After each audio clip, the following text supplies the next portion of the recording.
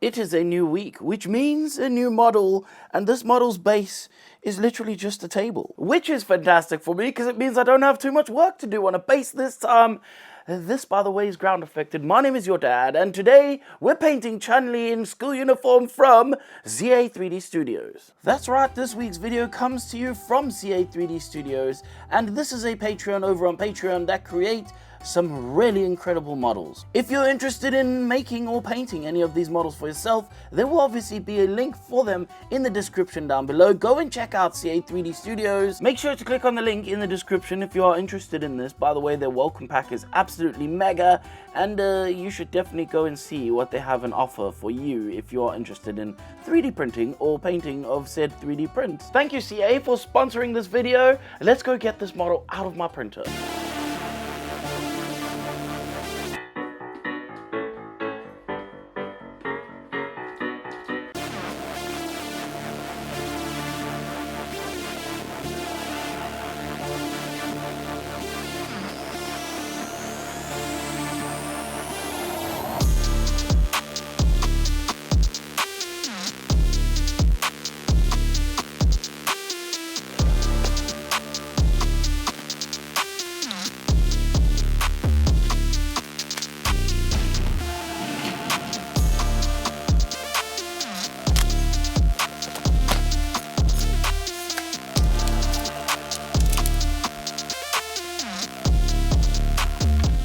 I'm gonna tell you a little dirty secret about 3D printing, and I say dirty, that is because cleaning these things is pretty freaking dirty, and you definitely need to wear gloves.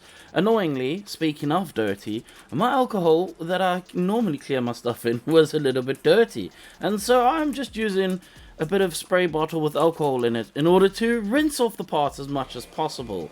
This is because I could not be bothered to clean out my alcohol at this point, and so I just chose to opt for this method.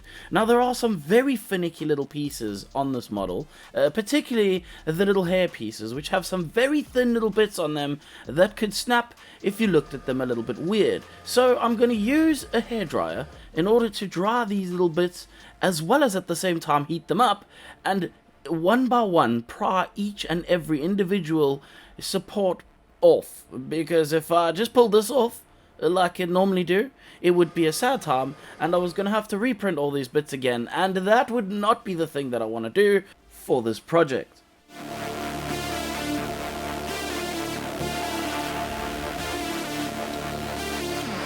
Another thing that I have been doing lately is gathering all the small bits that fit into a small cup and putting some extra isopropyl alcohol in there, and then taking this little cup and putting it into my ultrasonic cleaner, because this way it will send ultrasonic waves through the liquid and hopefully clean up the parts a little bit better. Once all these parts are cleaned and dry, I'm gonna then chuck them into the curing station and get them fully cured.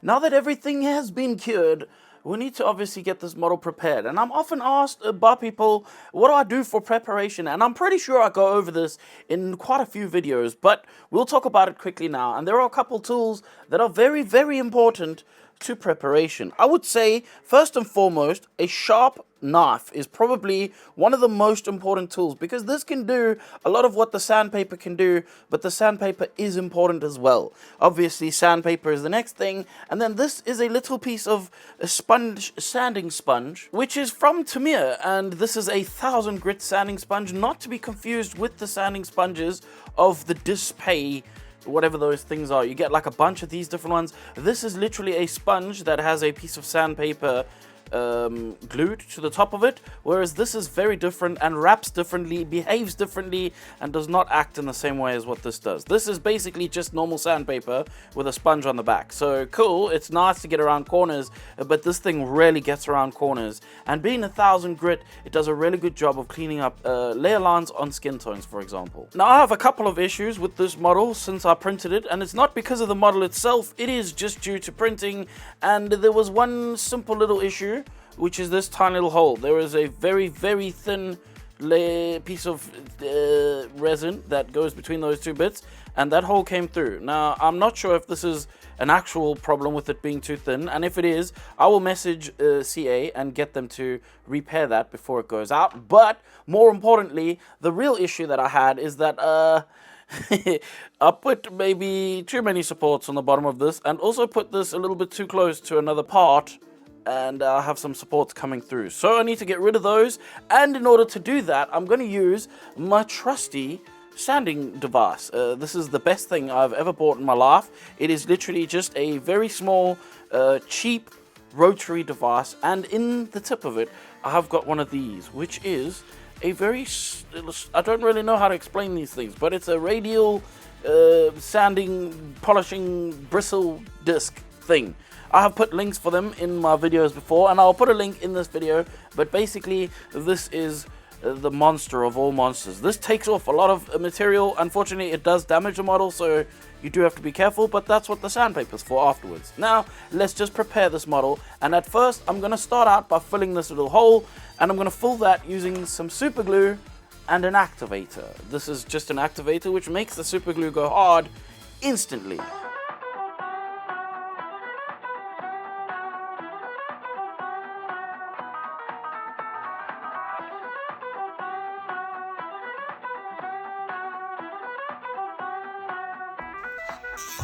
Now that the holes are full in all the holes that I had put for, obviously, relief of suction and drainage on these models, at least the ones that I can see anyway, I'm going to go over them very briefly using this radial brushing sanding disc thing. And this, like I said, is going to put some damage into the model. On the inside here where the key is, it's not so problematic because you can't really see it and it doesn't really matter too much. But on the outside, where you're going to put down very nice smooth layers of paint, you're going to see all the damage that that thing makes. And so you do have to come back and clean it up with some sandpaper. I want to quickly show you all the actual damage that this thing makes, and by damage in this instance, what I mean is how much material this thing takes off.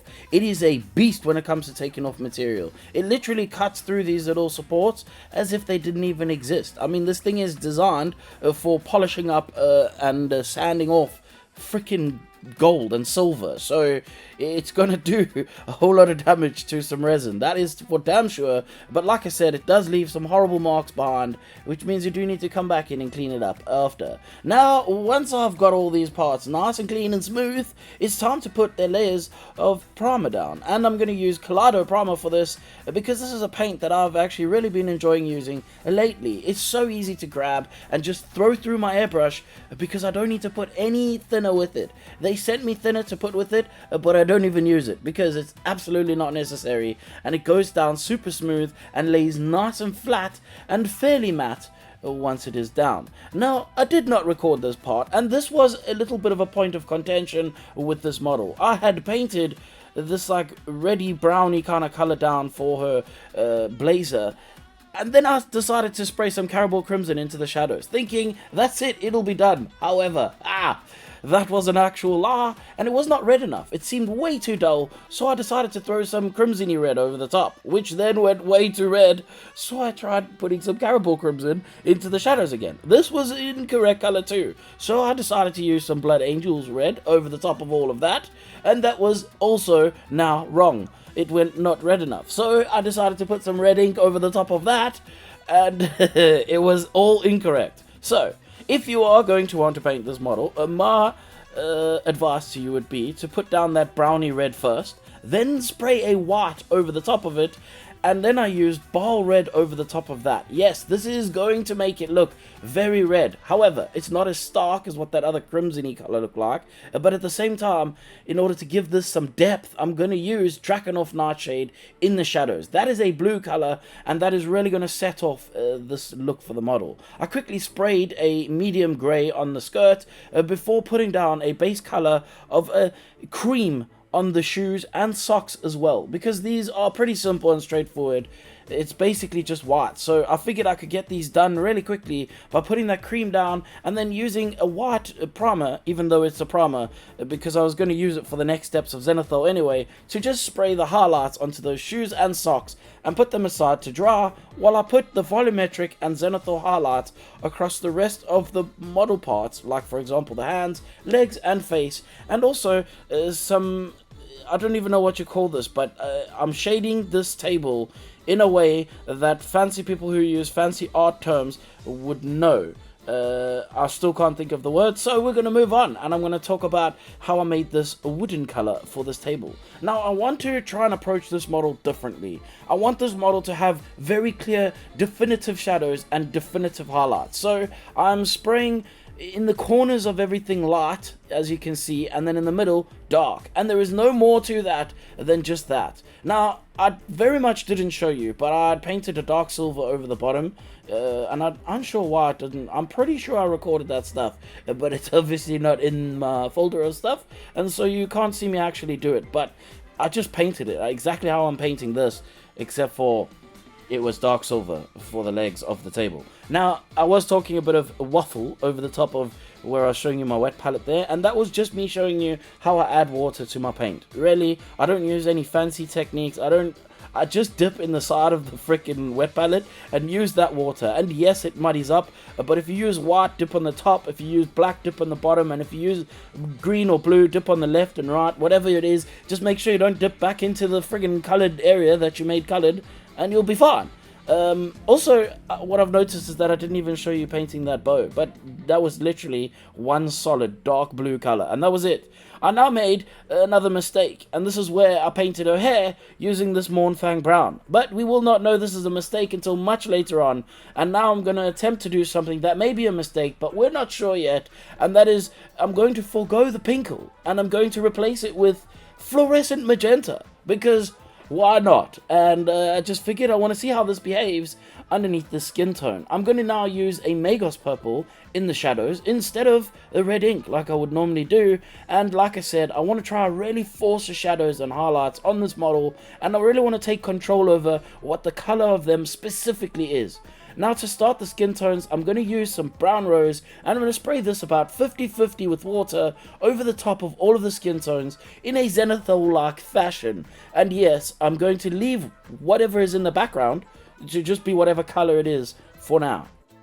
Now, I do mention that I'm using a zenithal-like fashion to paint these skin tones, but what I want you to kind of take note of is that I'm moving the model around, so this pretty much makes it more volumetric than zenithal, and there is a difference between these terms. It doesn't matter if you don't know the difference, but all I'm doing is I'm making sure that wherever my paint is coming from, this is the angle that the light is. So I'm only spraying it in where the light would go, and I'm not spraying into the shadows, not yet anyway. And I sprayed a rosy flesh down after that brown rose, and then to follow that up with, I sprayed a sunny skin tone, because I didn't want to come back later and put any yellow into the skin tone, so I'm going to use a yellow skin tone at this point in order to try and save me a small step.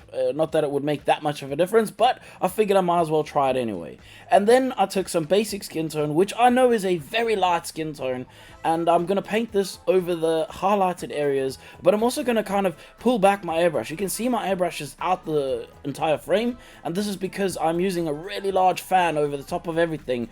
And I'm just pretty much hoping that the spray is getting hit by the high spots, and whatever is kind of like behind that or at a slight offset to where the spray is coming from, it's not going to get touched by this color as much. I'm now going to use some Orcish Dermis to come in and add some of that much needed pinkness back to the skin again. Yes, I know that it was there before, but it does disappear. You see that mauve color that's underneath in the shadows? You can't get that color. There is no way of getting that color unless you are a freaking magical wizard and you paint that in somehow by mixing up. I don't know how to get that color. I know I can't make that color without doing this procedure in this exact freaking order. And this is the order that I do it in order to create this weird mauve color in the shadows. And of course, I'm going to need to push those highlights a little bit more. This is because the paint dries, and as the paint dries, it goes a little bit darker because the paints are transparent and they see through each other. So basically you're still seeing the colors underneath, which means you could paint this color over the top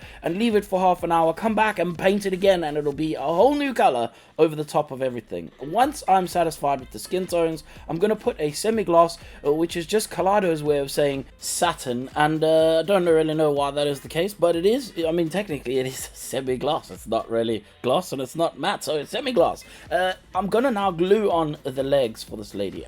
There is more than enough space on this model to utilize magnets, of course.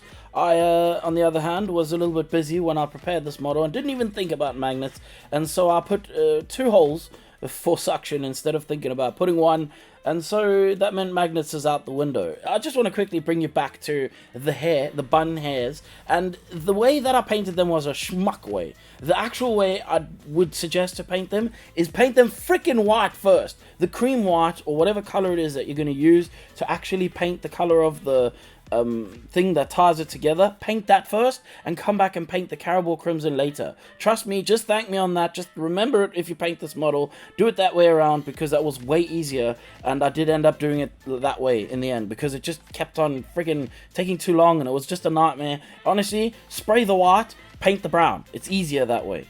For the little badge on her chest, obviously painted this with a gold, which again, of course I didn't show you because I felt like, I don't know, some reason I missed a lot of recording on this model. But we won't talk about what I missed, and we'll talk about what I actually did do. I then put the gold, I put a black around the rim of it because it's black in the picture, and then I took some red and I painted that over the writing, and then I put in some Reichland flesh shade so that that would shade all the crevices on the little badge itself so that they looked like there was a bit more depth to it, and then I painted the blues and the red inside of the little crest itself, and then that was pretty much it. I can now put it on her. By the way, a little secret about this badge, which you will not have known, is that I got a delivery during the time we started painting this badge, and I put it down somewhere, and about, I swear to God, it took us half an hour, maybe 45 minutes to find it. Me and Frankie searched this studio upside down. We ripped the bins open and checked everywhere. We could not find the badge.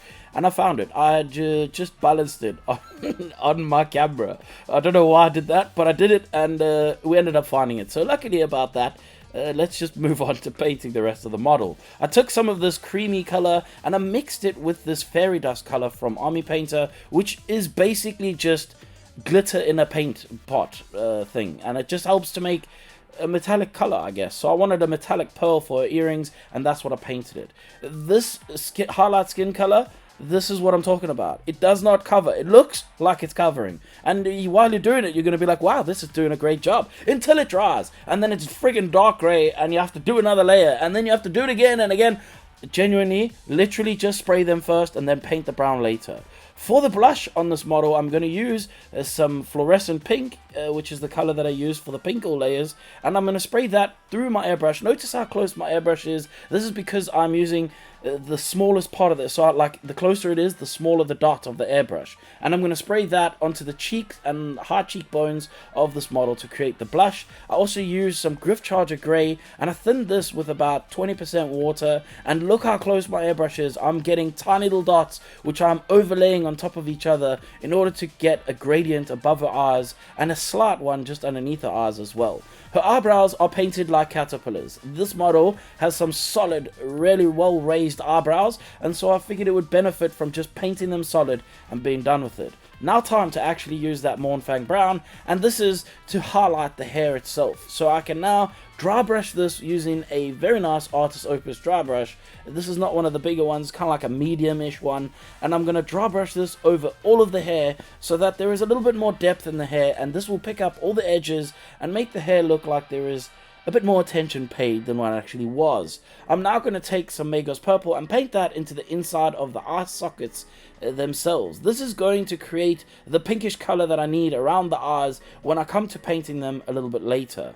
I'm going to use some black, which is a matte black from Vallejo, and I'm going to paint that very carefully over the eyelash areas themselves. This model has also been sculpted with some pretty raised and prominent eyelashes, which makes this particular process very easy. Her lips need to be not so crazy, so I'm going to use Orcish Dermis, but quickly before I paint them, I'm going to add a tiny little bit on the inside of the eye to reinforce that pink on the inside of the eyes, and then obviously when I'm done with that, I'm going to paint this solidly over the top of her lips. I'm now going to take a little bit of base skin tone, and I'm going to thin this down quite a bit and paint a very thin line on the inside of her eye at the bottom of it to create, I think this is a makeup thing. I'm not really sure, but I've noticed this on a couple of female lady makeup girl faces, and I figured I liked the way that it looks, so I wanted to add this little bit of extra makeup just to give it a little bit more je ne sais quoi, as they say. I'm going to take some highlight skin and paint the shape of her sclera of the eyes, which is obviously the fancy scientific word for the white part of an eye.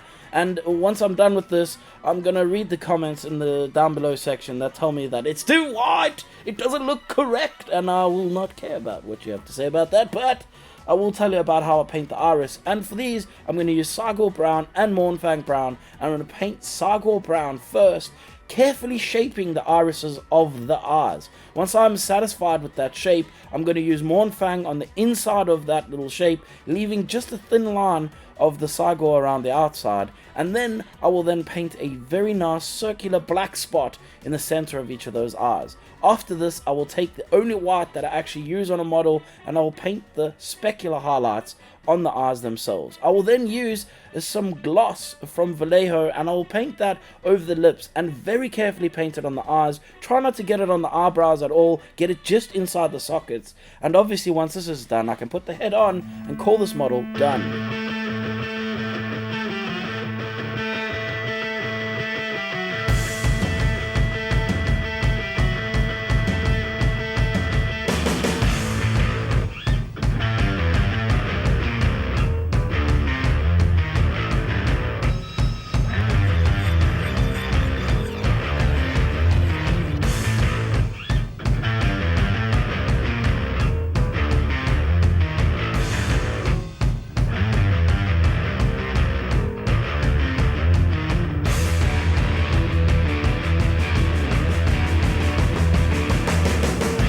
This was a really simple model to paint, and I actually really enjoyed making this model. The cuts and everything were really great for this particular model. They went together very nicely. This is obviously a testament to the kind of artists that CA3D work with. So again, another little quick plug for them. Go and check out in the description if you're interested in this model, or perhaps what they might be making in the future. There is a link for them down below. I want to make note of something. If you watch this video while sitting on the toilet, make sure you wash your hands, and then click the like button and subscribe. If you don't subscribe, your breath will probably stink. So if you don't want stink breath, then click subscribe, and let's try and make our way to 1 million subscribers, because that's just ridiculous, and I feel like we should do the most ridiculous things in life. Now is a very important time for me to thank everyone who watches the videos. Also, a massive thank you to my Patreons over on Patreon, who help keep the lights blinding my eyeballs and keep this whole thing going every week. It's impossible to be done without these Patreons. Also, this is the part of the video where I get to say my favorite thing of all of the things, and that is that if you don't like anything that you saw in this video, that's your own problem, and you should probably f*** off.